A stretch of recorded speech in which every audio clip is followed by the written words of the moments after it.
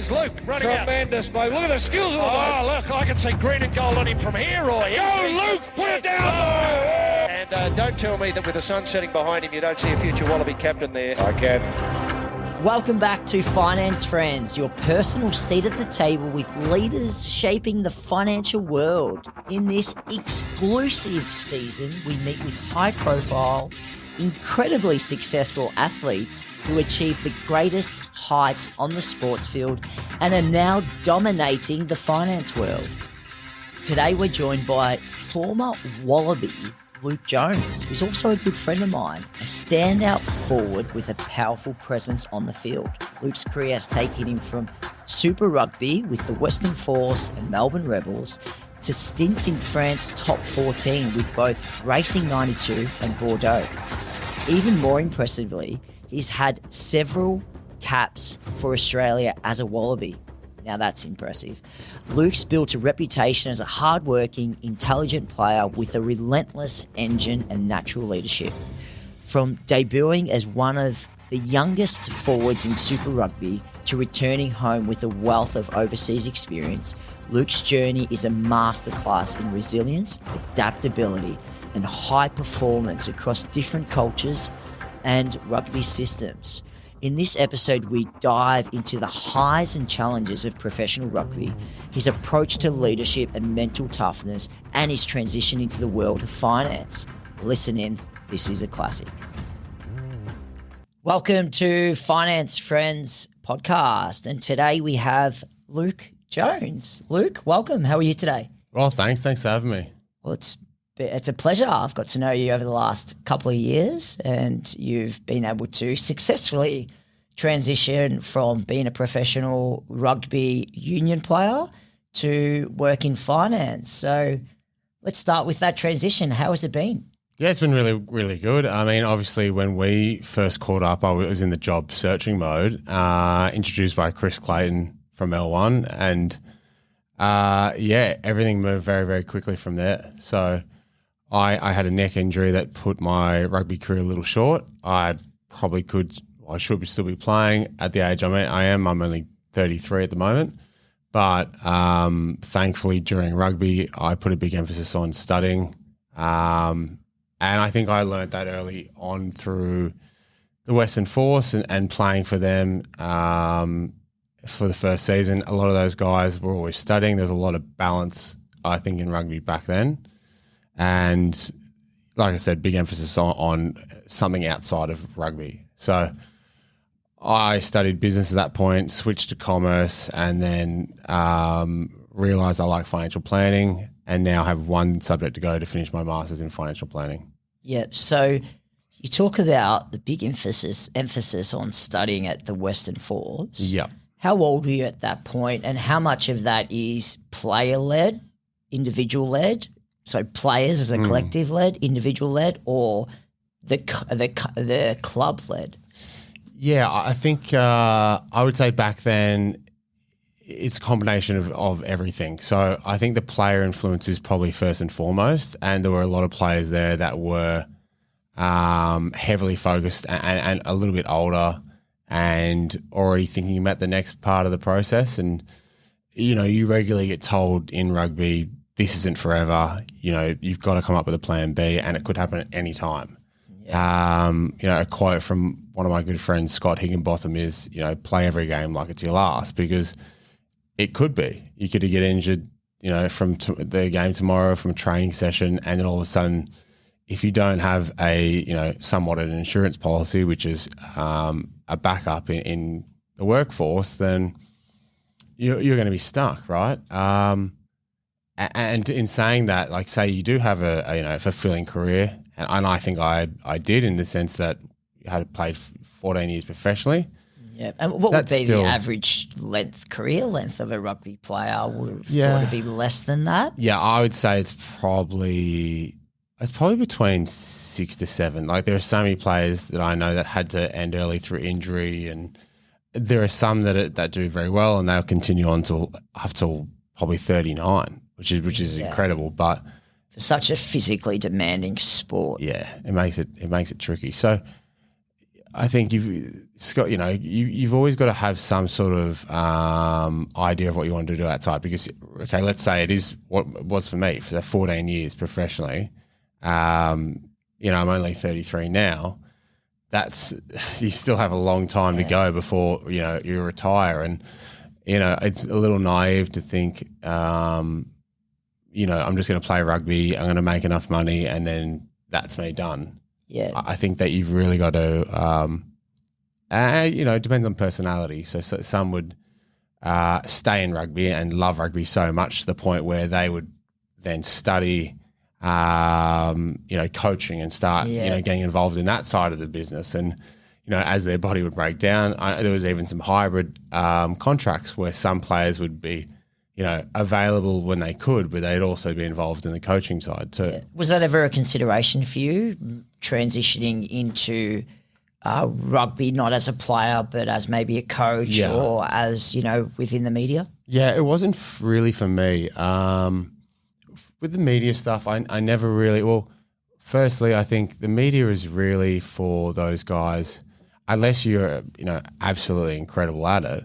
I think it's reserved for those who are the absolute stars, and as it should be. That's what drives interest. But for myself, I thought, continuing on and being a coach or something along those lines, it just didn't interest me enough. I did see the coaching staff and the hours they would have to do, and I just didn't get that same satisfaction out of rugby as the way they did. Yep. So for me, I would always, some guys would say I would be first in, first out. It wasn't always along those lines. I was more of I want to be there, be effective, get what I can out of this, and go and spend time with my family or spend time working on something outside, because that's what got the best out of my rugby. Yeah, and it's often that you hear from professional sports people that they get the best out of their career when they've actually got a young family and they get, purpose outside of sport.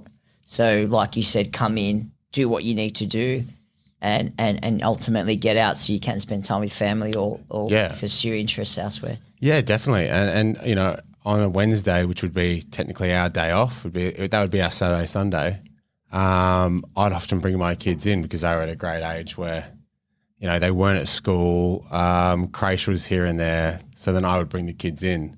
They used to love coming in. There'd be massages on that day, or there'd be guys watching some footage from training or games, and they'd meet all the staff and throw a ball around. So it's nice to have those experiences. But I wish I could have continued on for a few more years, just because they're now at that age where they say, oh, I really wish you were doing that, Dad. Like we're now 9, 7, and we've just had our newborn daughter named Elodie. So she's 4 months old. But the older kids, they're now at that age where they're like, come on, Dad, like, can't you just like put the boots back on? Let's go watch you play rugby. So yeah. And how much you're talking about your children, and they are quite young. Yeah. But how much time do you talk to them about, what they want to do in their career, whether it be professional sport or to be, a profession outside of sport, or maybe a combination of two throughout their journey?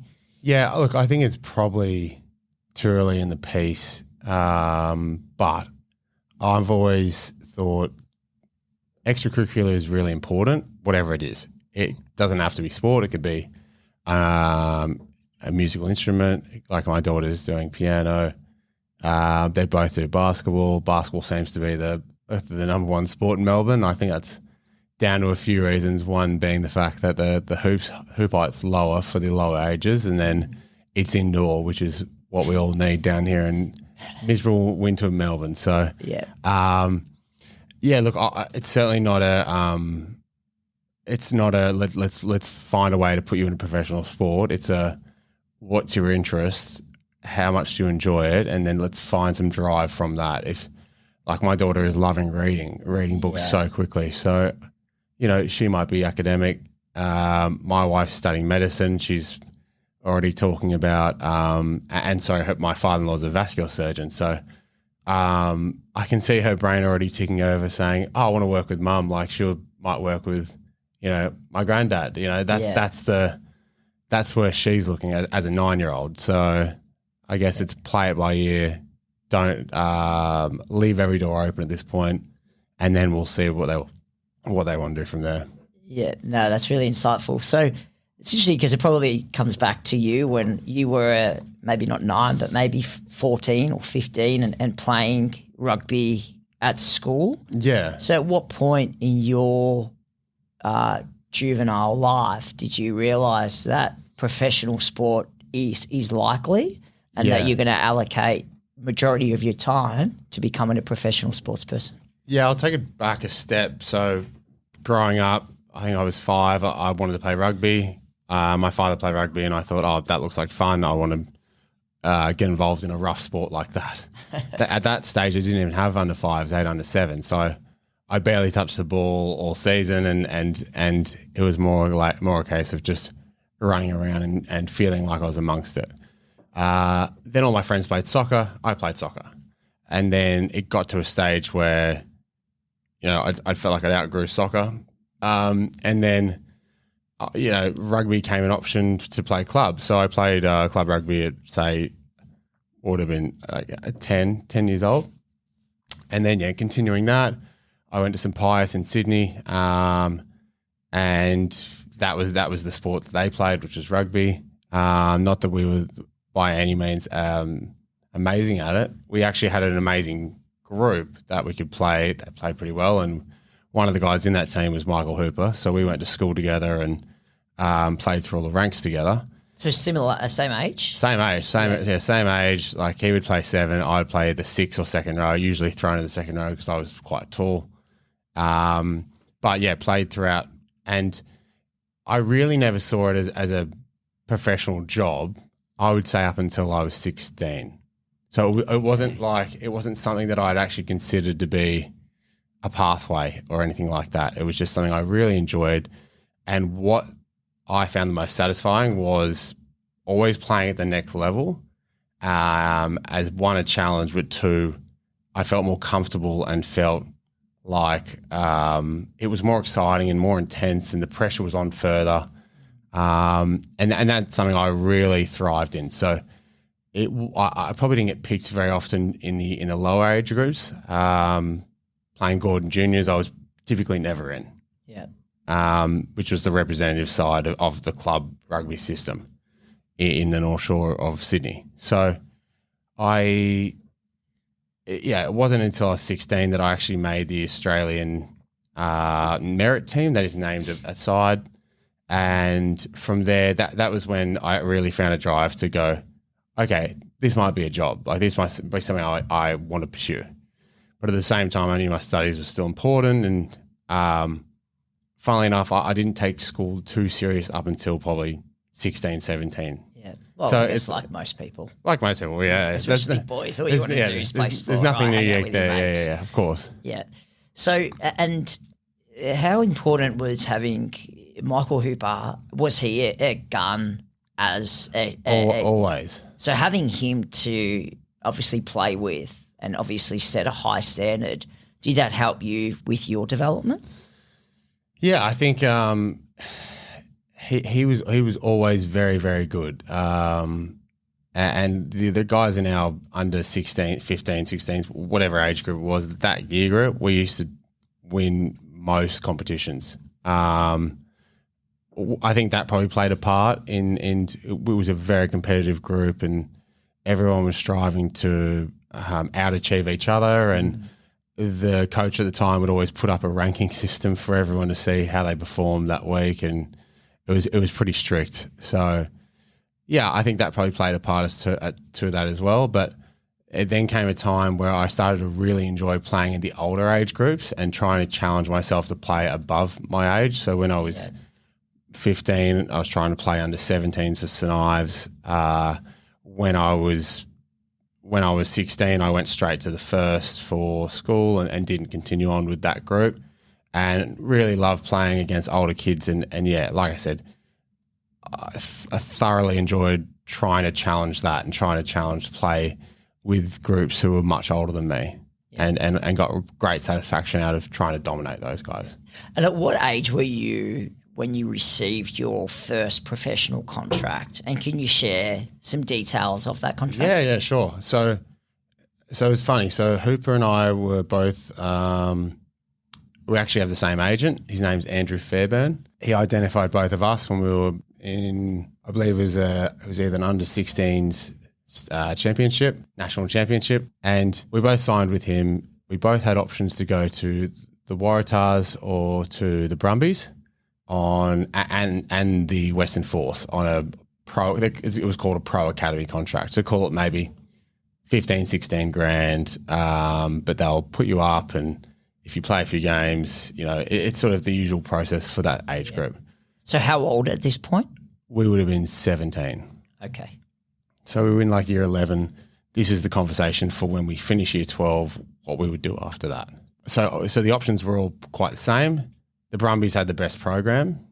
So we were both leaning towards the Brumbies.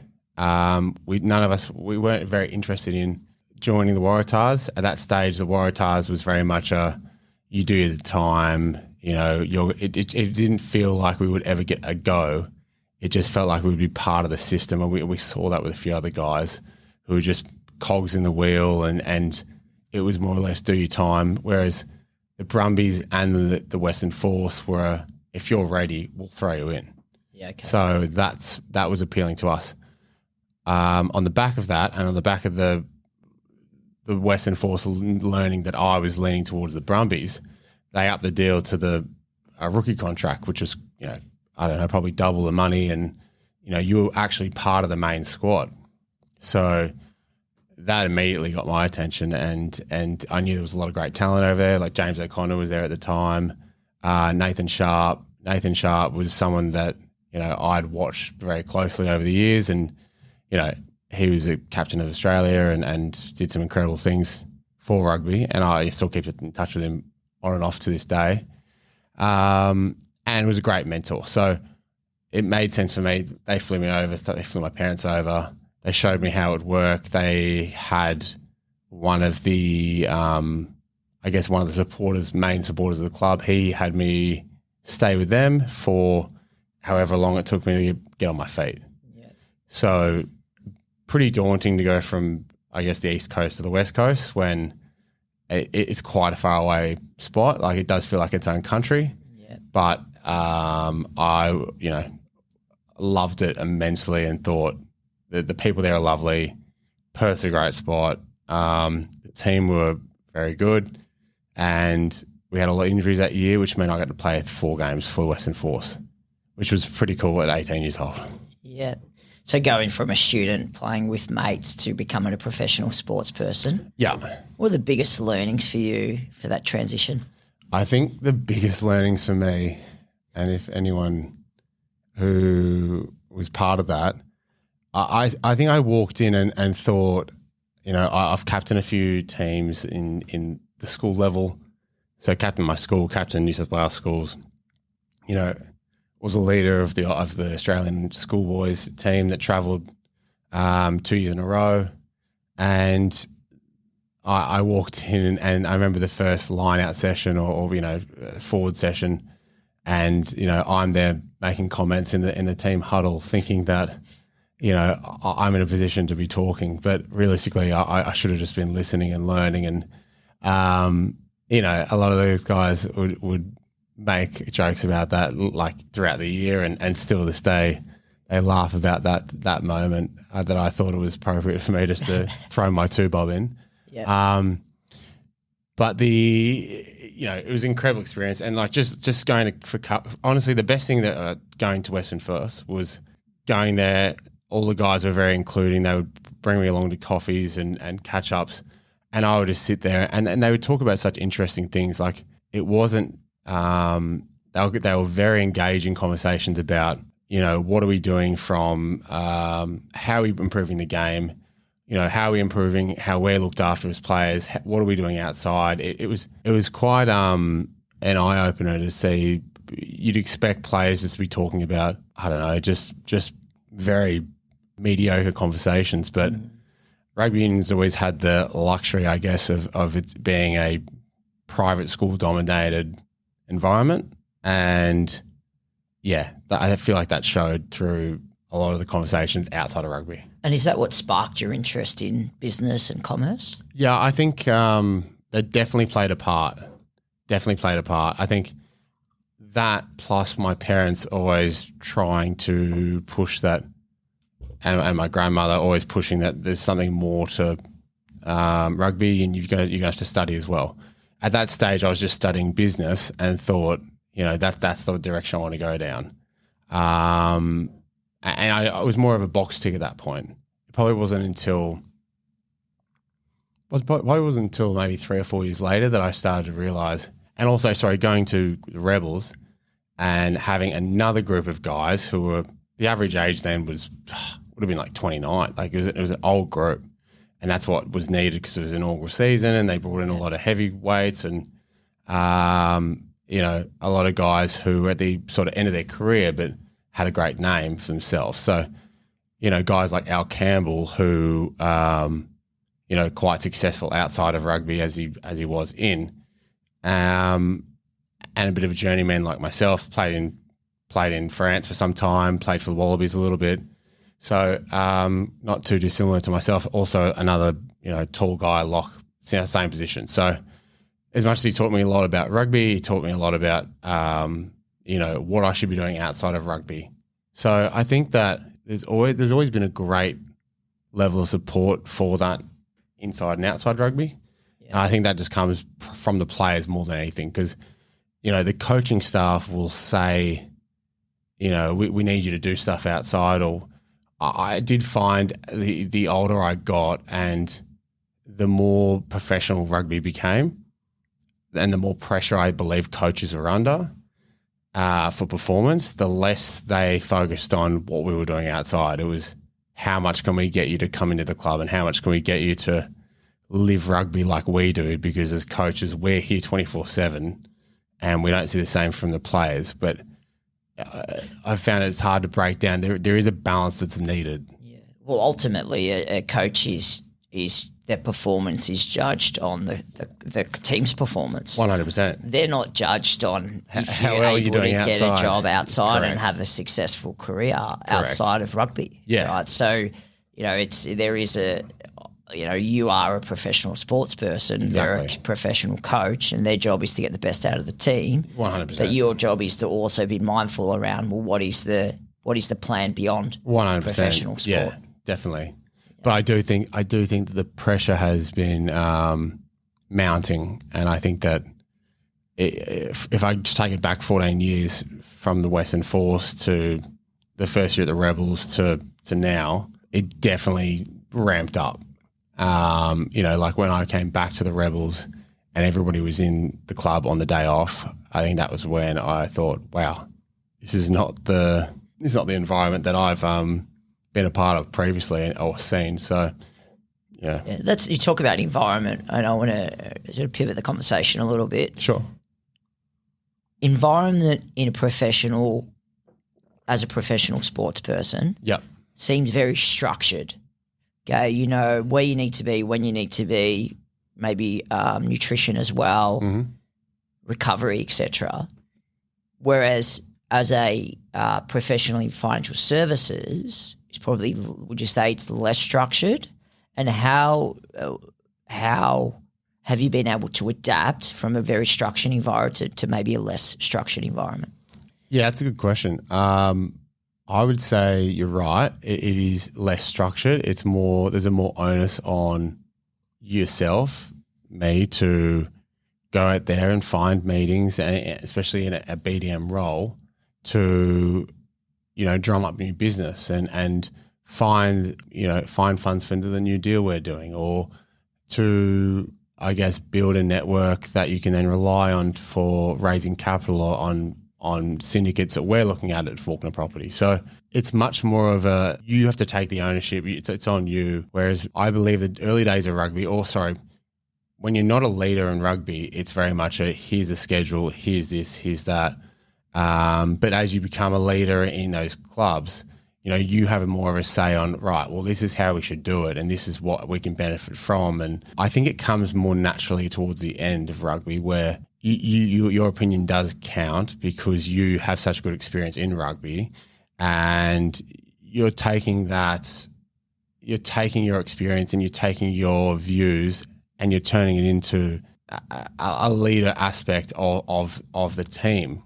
And so as much as it is all structured and here's your passport, they give you your passport, they give you everything. And I was always very much I like to have my opinion. I like to be able to take charge of things. And if I have an opinion of how I think something will work and how we can get the best out of the team, I wasn't afraid to say to a trainer or a high performance coach or the head coach or the forwards coach and say, hey, this is how we should run the line out this week. This is how we're going to beat them in this regard. Or I think that we've probably overtrained the start of the week. I think if we back off the back of the end of the week, we will freshen up for this match. Or there's been a longer turnaround. So I think you could really get stuck into us in this part of the week. And so not too dissimilar to corporate life where, when you are a graduate, right, it's very structured. Yeah, this correct. is what you do. But as you become a leader, you start to influence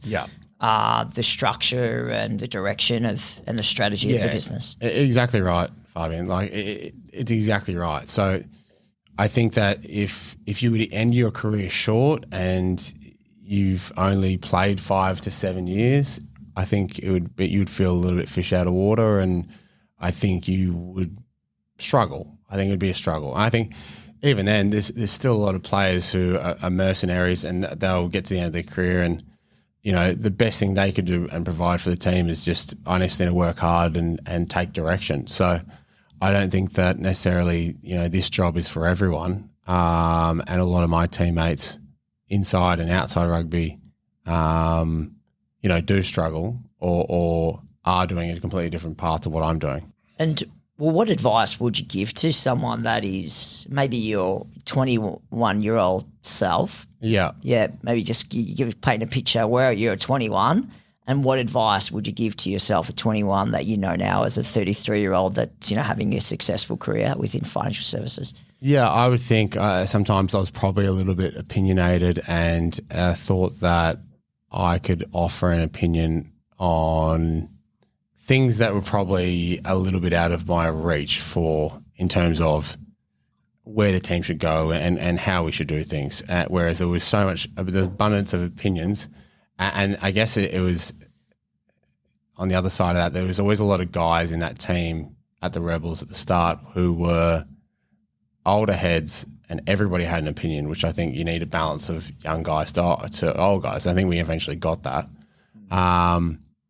But I think more or less soak it up, listen, and take in everything, write notes, walk away from coffees and write down a couple of things you learnt.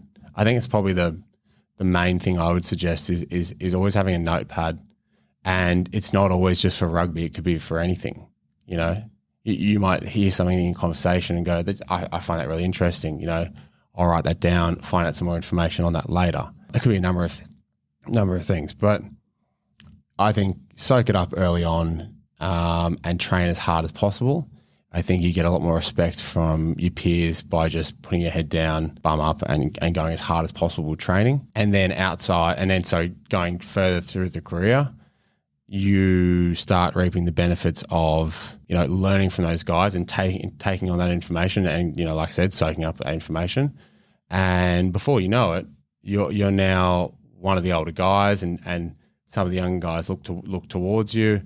And I think that's the real opportunity for you then to try and pass that wisdom that you've received onto them. And I think if you can do that, I think you'll have a pretty successful career in whatever you do after. Yeah. And at what age were you when you decided that, well, obviously you mentioned previously around having an injury which sort of played your cards for you, but you must have been thinking in advance of that injury. Yeah. Where you'd go next. Yeah, for sure.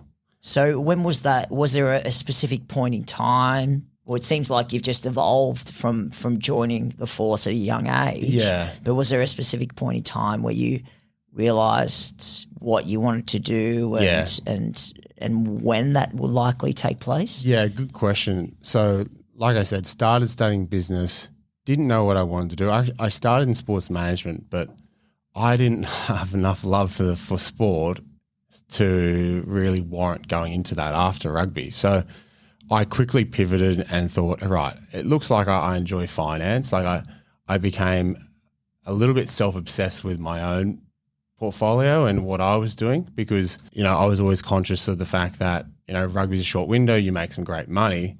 What do you do with that to try and set yourself up so that you're in a pretty strong position as you finish? So, through the years of investing in, commercial properties, not commercial property, in residential property, investment properties, ETFs, the market, equities, all of that. And then other businesses along the way. So from that, starting commerce, not really knowing about financial planning and what that was, but realizing I was kind of doing a version of it, an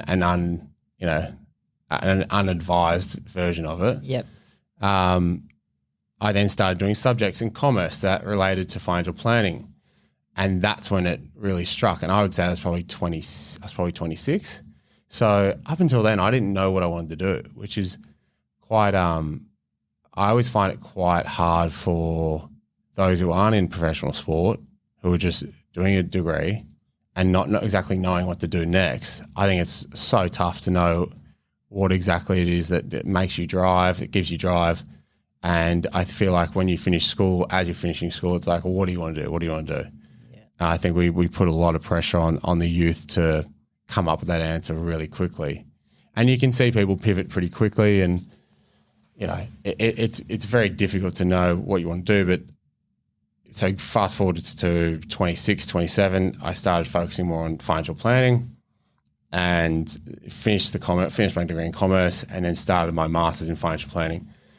I could have done another master's, but I thought I was very much, if this is what I want to do, and I knew at this stage that, the industry of financial services was going through a very big transition with the Royal Commission and, a lot of advisors stepping out and there being a huge undersupply of advisors in the country.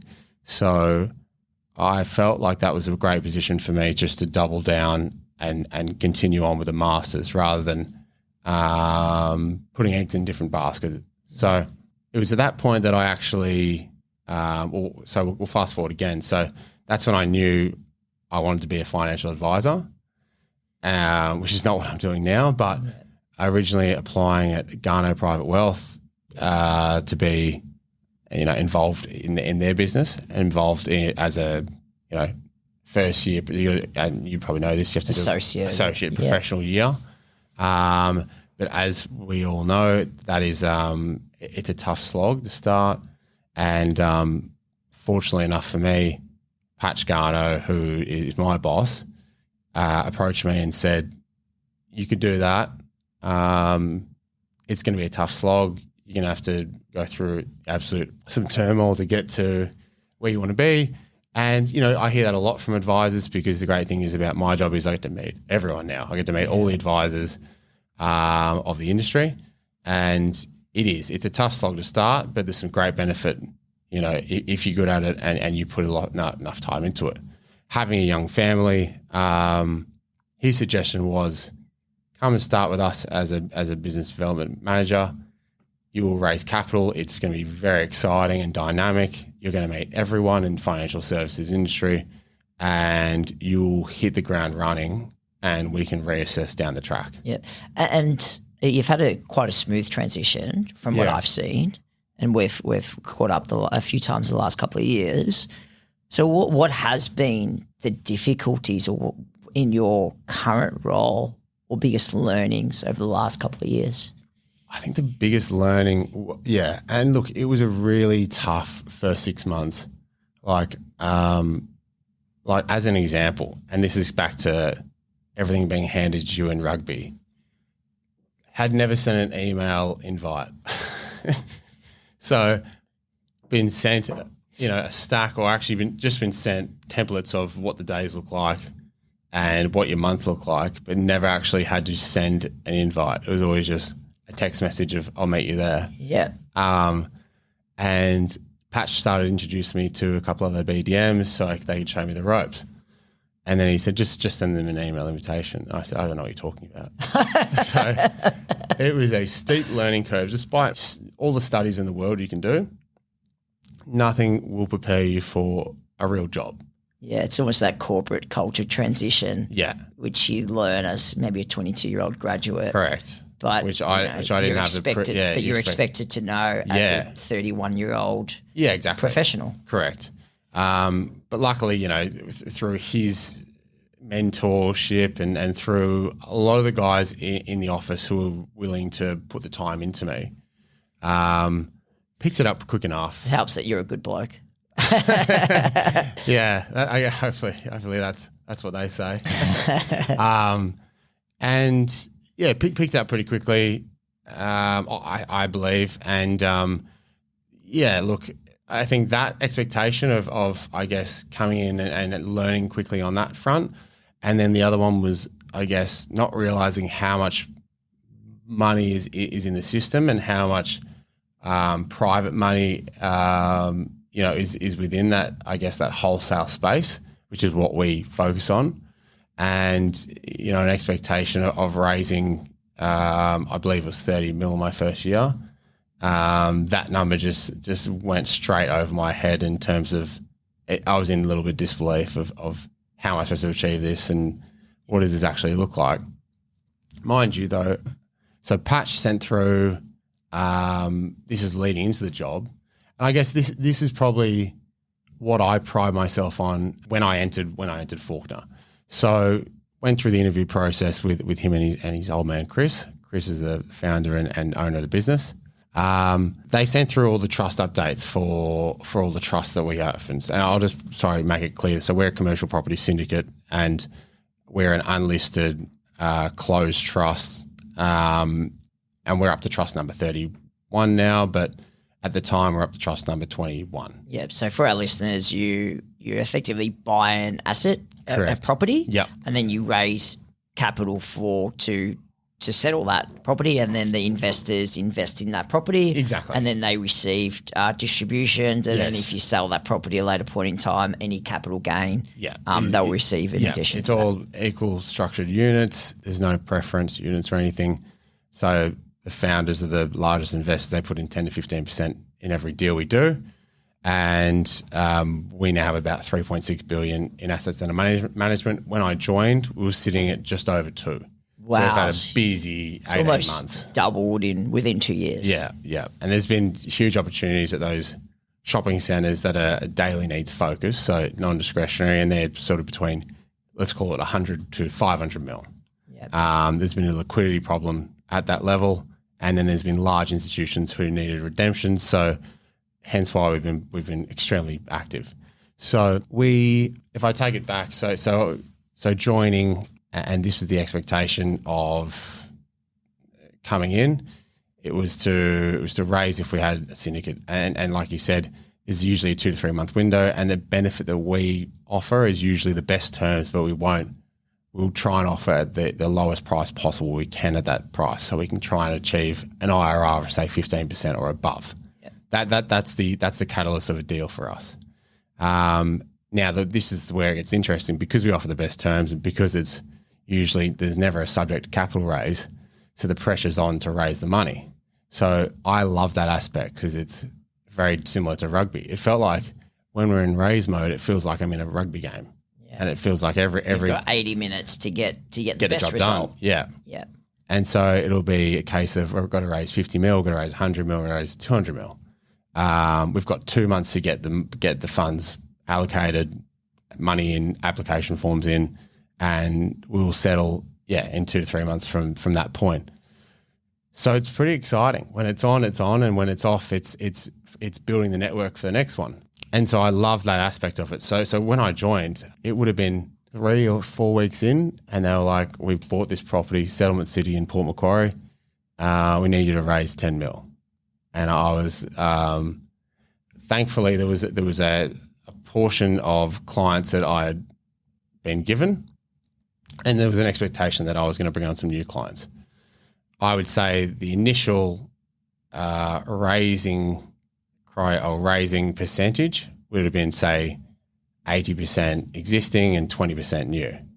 And, the more I got my feet on the desk, the more time in the saddle, that percentage became better and better in favour of new funds and new groups that I was talking to. And there's nothing more satisfying of getting that onboarded new client that you've established through your own network and, been referred to from someone that and there's nothing better than that. And is that what you most enjoy about your job? Yeah, definitely. That's definitely the biggest benefit of the job, I believe, is finding capital from your own network or established through your own prospecting and cold calling and so forth. And as we look up to wrap up this conversation, I've really enjoyed it.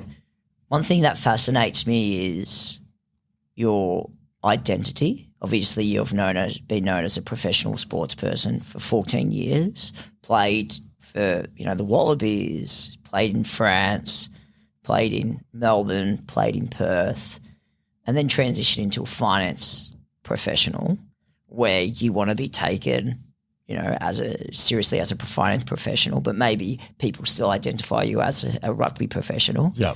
How's been the transition to change your identity and being now respected as a finance professional versus a rugby professional? You talk me through that journey. That's a good question. I don't think that I had to change my persona or change my appearance in terms of wearing a suit, but I didn't have to change a whole stack of things. I think, definitely starting the job was daunting, and coming on board was certainly a challenge, and it's still challenging. It should be challenging. That's why we do it. If we didn't have challenges, we would become complacent, and it would become too repetitive. And I think that's the great thing about rugby, is that you're always looking for what's next and what's next for how to grow and how to become better. And I walk away from meetings still and go, what could I have done better there? And I do treat it like a game in that respect. But, to answer your question, the persona thing, like it's really been the same thing. It's, I guess, asking different questions and structuring questions and answers to find out more I can about those investors and see what they're looking for to invest in, and how do they look at their overall portfolio, and what aspect of that is income driven, and what aspect of that is capital growth, and then how much are they allocating to property as opposed to, because as Australians, we all love our residential property, so some can be pretty overweight in that market already. So then it's, what else? What is it they're looking for as an investment? And I guess it's something that sometimes, I guess from my parents, it's always been a taboo conversation of talking about finances so openly and so forthcoming. But that's you don't improve in that area without sharing those answers and sharing your own position. And I've certainly shared my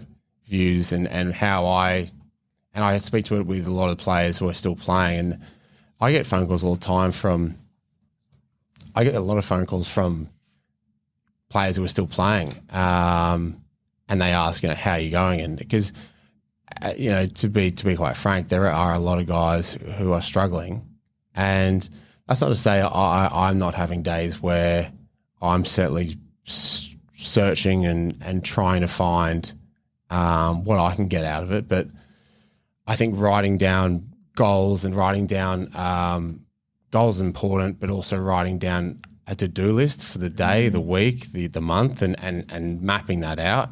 I think that certainly helps and gives good direction. I think direction's probably key from someone who's been giving their passport to a team manager for 14 years. Yeah, because it is, it can be easy to lose a sense of purpose. Becoming when you're used to being in the media and everyone acknowledging you and knowing who you are and wanting to get your autograph and kids coming up to you. to all of a sudden then you retire from that sport and you transition or create your next career. Yeah. What is that? What does that mean? Am I as valued as I started, I was the top of the top, and now all of a sudden, I'm asking how to send a calendar invite. Yeah. I feel a little bit useless. So it is, it's a transition. It is. And it's just a matter of being okay with not knowing everything and learning. Yeah, and I'd say I lean on my wife, Maddie, heavily for a soundboard and someone to talk to through this. Like, I'll give you a real example. Last night, I couldn't sleep, and you start thinking about rugby, and there was times there where I certainly didn't miss the training, and I certainly didn't miss some of the meetings, which I would find counterproductive if we would be sitting there for, say, an hour and a half or 2 hours. And, the attention span of players is probably, I would say, 30, 40 minutes at best. So you'd have guys who are – I always give the example of we'd walk away from a meeting. I'm like, what are 3 things that you could take out of that meeting? And a lot of players would struggle to – and that was more at the club aspect or the professional club aspect, not the the Wallaby international level where guys are just completely on. The meetings are, it's just a higher level, so there's a lot more on the line. But I would say that with going through rugby and going through that, like I said, like with my wife, there are times where I do feel like, what am I doing? I miss rugby. I miss playing, especially. And sometimes I feel like I have no purpose, or you feel like you're off the path, or it feels obviously very foreign. It's 2 years into the next part of your life, next chapter. Whereas you've just been in a 14-year stint where you've lived in France for 5 years, and that was a big one for us, where we lived in Bordeaux and Paris. So there are times where you definitely need someone to talk to regularly, and I think that if players don't have that in a partner, or if they're not married, and I think speaking to someone outside professionally is probably a pretty smart option, because I still think, despite, and not to sound trying to sound humble, but like someone who's transitioned well, there's still times where I'm still finding challenges. Yeah, so I think it's okay to not feel great. Totally. I don't feel, sometimes I wake up in the morning and feel I don't really want to do what I do, right? And then I get here, I love what I do. But you do go through those, to mental battles, and I think most people do, to just get up and to perform at that elite level. Yeah, and I said the exact quote I said last night was, the biggest qualm I had was I'd feel sore going home because I'd train all day. I'd know what I have to do the next day. It's going to be sore. It's going to be this. Then I got, the weekly process. And now at the moment, I'm not even training because my wife's studying medicine, and those hours are just ridiculous. And now we've got 3 kids. So it's a real balance at the moment. It's just trying to find time to get back into the gym or get back into some sort of activity, because I do think that really helps your mental health. And yeah, I probably need to start running and doing something again. We can go for a run together, mate. Yeah, we'll do the 10 after this. Yeah. That's great. And the last question I have for you is there someone that comes to mind of big influence on your professional career, be it rugby, but also professional career in financial services now? I'd say there's probably 2. One would be my father-in-law, who played for the Wallabies, played part of the '84 Grand Slam winning team. He's a vascular surgeon, someone who has 4 kids. I married the youngest of his 4, and he's always been a great sounding board and someone who's helped with a lot of rugby, but then in the transition period where he lives in Melbourne as well. And, up until a few weeks ago, I was training with him, but he trains at a stupid hour, in my opinion, which is 6 a.m., which doesn't sound that early, but when you're someone who likes to stay up late and not, prefers to be a night owl as opposed to an early bird. But he's someone who, I can call it a drop of a hat, and he'll always help me get through some things and offer a different perspective and pretty well-rounded bloke. The other one would be, and funnily enough, so I met John Eales when I was maybe 9 or 10. Met him with my grandfather, who he bought 2 tickets to a luncheon where it was intimate, maybe 15 people, and met him, talked to him for a little bit, and then it wasn't until I was probably in the Wallabies and saw him again, and he recognised my name. Although generic, Luke Jones, he still put 2 and 2 together, and caught up with him on and off over the years, and because John's very successful in rugby, but outside rugby. So, and John only has a degree in arts. He didn't go down the commerce path or some sort of specific study like that. But he's an incredible leader, and he's been involved with a number of boards. So he's been on Magellan for years. He's on Flight Centre.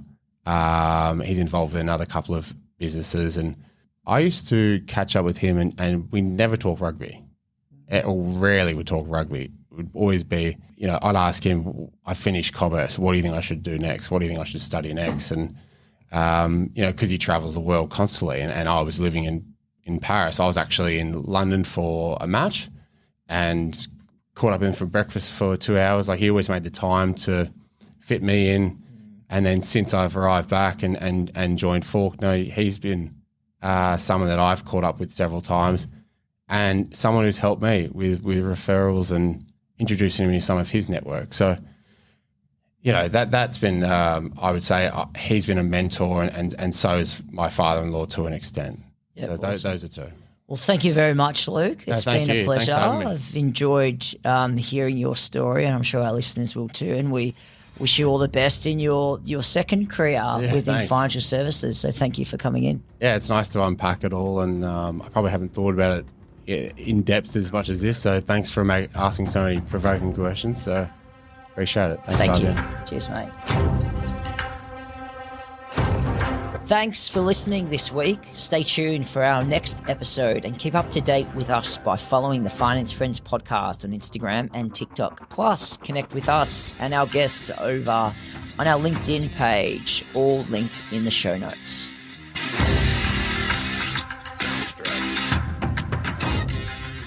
Disclaimer: this podcast exists for informational and entertainment purposes only. The personal opinions of the speaker and guests do not represent the view of any other party. If this recording contains reference to financial products, that reference does not constitute advice nor recommendations and may not be relied upon.